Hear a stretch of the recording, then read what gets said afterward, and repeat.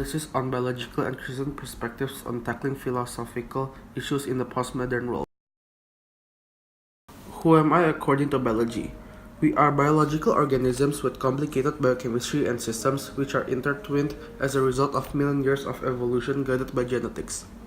Difference between human and other organisms is due to our superior intelligence to the point that we have the ability to think abstractly and even develop technology. Natural selection produced humans in the minimum requirement for survival. Human diversity is caused also by genetics in terms of risk and variations in characteristics.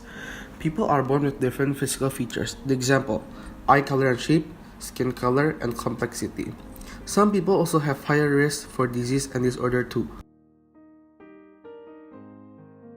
As mentioned, we are the product of evolution which is guided with genetics. Our organs are created for us to adapt accordingly to our environment. The example, people in Africa have darker skin to protect themselves from UV rays. People in Northern Hemisphere have less UV, which means that they have lighter skin. This demonstrates local adaptations. Since humans have migrated from Africa to different continents of the world, people have independently adapted to their environment, creating diversity in humans. This difference in physical features concerns society. So what's wrong with the world? The world tends to focus on physical flaws such as wrinkles, nose that's too big, or maybe eye shape. Society have ingrained the idea of an accepted beauty, making people self-conscious of more beautiful people. This results in their desire to do plastic surgery. Skilled surgeons can alter our appearance the way we want them to make us beautiful. The world is also judging of our physical appearance, such as in getting a job or maybe a first impression. When we do plastic surgery, humans admit that God's creation is actually not that good enough. Human changes God's original plan on us. However, we are still sinful and impure because we can't change our holiness. As knowledge of the scientific world increases, modern scientists were able to formulate new technologies, especially for surgery. However, these technologies can be misused. People who get plastic surgery to fix themselves may continuously find more flaws. It can cause addiction to plastic surgery, you can have lower self-esteem, and psychological disorder such as BDD or body dysmorphic disorder. This is about distorted image of their own appearance and doing surgery after surgery to correct their apparent flaw.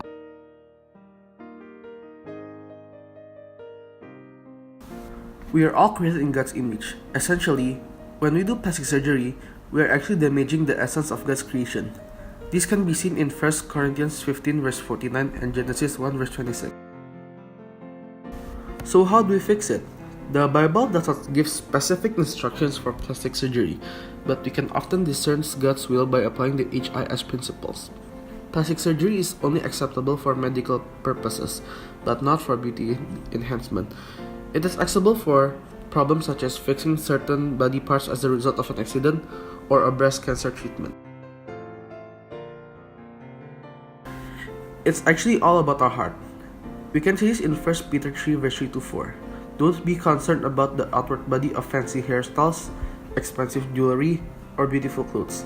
You should clothe yourself instead with the beauty that comes from within, the unfading beauty of a gentle and quiet spirit, which is so precious to God. So what is actually our reason to do plastic surgery? Is it about fear and insecurity, or could it be about pride? 2 Corinthians 4 verse 16 says, "So we do not lose heart. Though our outer self is wasting away, our inner self is being renewed day by day." The world today focuses on the physical aspect. People try to make themselves as glamorous as possible to conform to the world standard. What is important is not our outer appearance, but our heart. Surgery is temporary, but the efforts we make to become more beautiful in the character are eternal. Only God that knows what's in our heart. What should we do? We can ask Him to search for our heart, assess whether we have honored Him with our body, and willingly yield to the Lord and trust Him with it. The supremacy of Christ in truth also means the sufficiency of Christ in truth. This is what John Piper said. So, the further we are away from God, the further we are away from the answer that will ever satisfy us completely. Christians have a purpose, but powerless without the help of God. What is wrong with the world can be made right through the repentance and faith on the part of sinners, which is atoning the death of the Son of God.